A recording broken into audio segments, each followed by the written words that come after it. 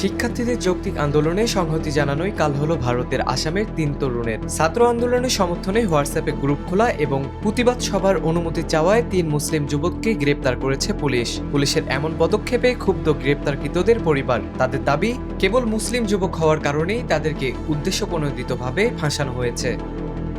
ভারতের আসামের লখিমপুর জেলার লালুকে ছাত্র আন্দোলনের সমর্থনে শান্তিপূর্ণ সমাবেশের অনুমতি চেয়েছিলেন সেই ৩ যুবক, কিন্তু পুলিশ তাদের পরবর্তীতে গ্রেপ্তার করে নেয়। গ্রেপ্তারকৃত ৩ যুবক হলেন মঞ্জুর রহমান, আশরাফুল ইসলাম এবং আব্দুল কাশেম। জানা যায়, রাজধানী দিল্লিতে যন্ত্রমন্ত্রে যে ছাত্রদের আন্দোলন চলছিল, সেই ছাত্র আন্দোলনের সমর্থনে তারা একটি হোয়াটসঅ্যাপ গ্রুপ খুলেছিলেন এবং পরে তারা ললুক থানার একটি প্রতিবাদ সভার অনুমতি চেয়ে পুলিশের কাছে আবেদন করলে পুলিশ তাদেরকে গ্রেপ্তার দেখান। এদের মধ্যে মঞ্জুর ও আশরাফুল এম.কমের শিক্ষার্থী। অন্যদিকে আব্দুল কাশেম সায়েন্স থেকে স্নাতক শেষ করে একটি বেসরকারি স্কুলে শিক্ষকতা করছেন।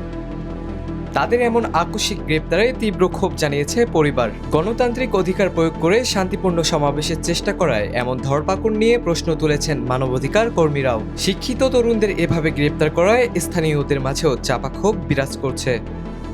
ভারতের মতো তথাকথিত গণতান্ত্রিক রাষ্ট্রে মত প্রকাশের স্বাধীনতা কতটুকু সংরক্ষিত, আসাম পুলিশের এই পদক্ষেপই সেই পুরনো বিতর্ককেই নতুন করে উস্কে দিয়েছে।